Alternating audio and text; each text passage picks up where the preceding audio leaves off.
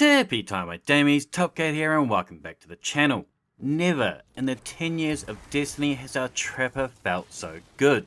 We've seen crazy tether builds and crazy volatile builds, and while smoke bombs are always useful, they never really felt like god tier. I mean, I know we had an Omninoculus meta there for a while, but it was mainly centered around being evasive. This kit allows us to roll up our foes and smoke them. Our smoke bomb locks our foes down and debuffs them. This was buffed inside season 24. It did last 3 seconds and now lasts 5 seconds. Our second principal ability is that Dustfield Grenade. This steadily adds slow stacks to our victims stuck inside it for 6 seconds. And our third principal ability is going to be that Slow Dodge.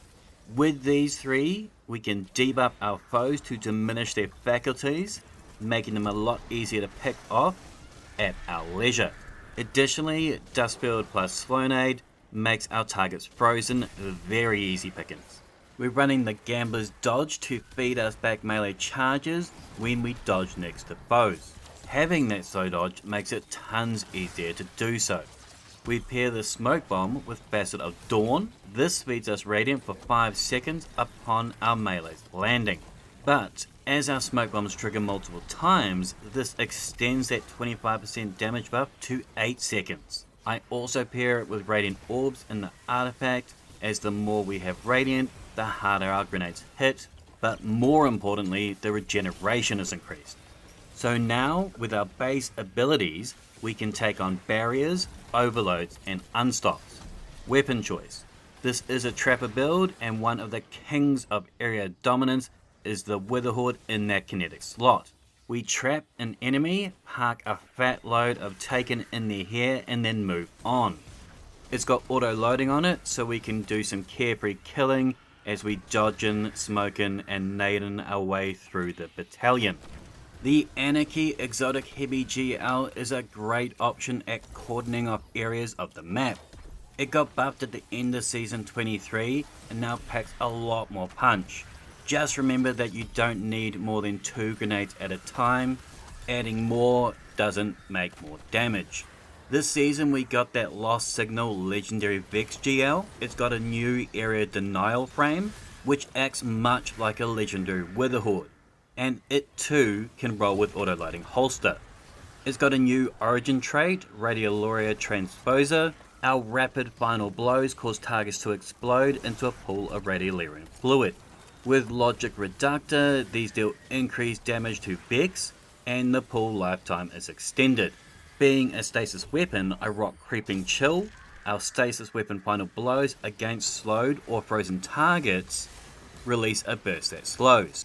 Now, for our exotic armor piece, we are using the exotic class item. But if you don't have the role that I'm using here, you can use the 6-coded exotic chest piece in a similar effect. The first perk on my class item is Spirit of Inmost. When using one ability, it drastically increases our other ability cooldowns. This is active for 6 seconds. If using a second ability, it goes to 2 empowered stacks. At times 1, this is a 400% buff.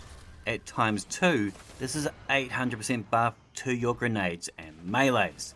Our class cooldown has a different cooldown. At times 1, this is a 25% buff.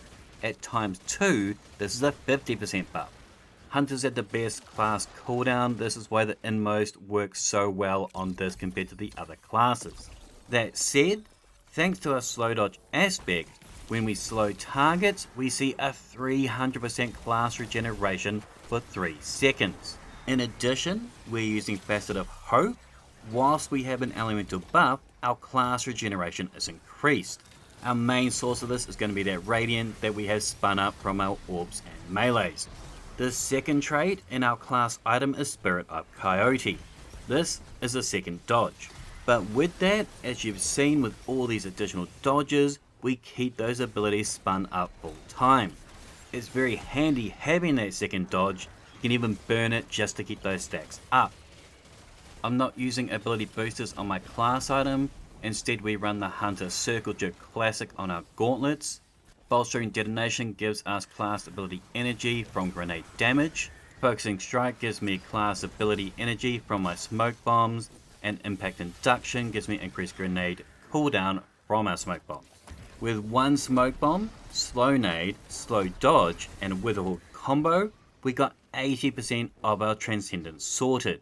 On average, it takes me around 22 seconds to get Transcendent. During this video here, we had Transcendence active for about 45% of it. I'm going to be using Ruin, both our ignitions and shatters are going to be larger. This will also help our Coldnado. You can use the tether in its stead if you wish.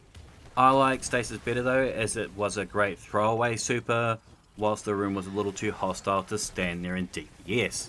It too pairs great with Starless Executioner, as any kill with it will turn us invis. But this is the same for any of our kills. All 100 plus enemies in this room were debuffed. This gives us that time in the shadows to pick our targets, trap them, waste them, rinse, repeat. For survivability, with Faceted Protection we get 15% damage reduction whilst we are surrounded, and whilst Transcendent this jumps to 32% damage reduction. Using Powerful Attraction we can pick up an Orb of Power whilst dodging. Facet of Purpose will give us Frost Armor off the back of those orbs. At base this gives us times 2 stacks, this is a 9% damage resist. At 5 stacks this jumps to 22.5% damage resistance. There is a dim link in the description down below, or feel free to pause here for my mods, stats, artifacts and fragments. The thing I like about this build, this trapper allows you to take the encounters at your own pace, making you both that lion and the scarecrow at the same time. But I would love to hear your thoughts in the comments down below. Make sure to thumb it if you dug it, sub if you're new, and as always, tippy time my damies, what a time.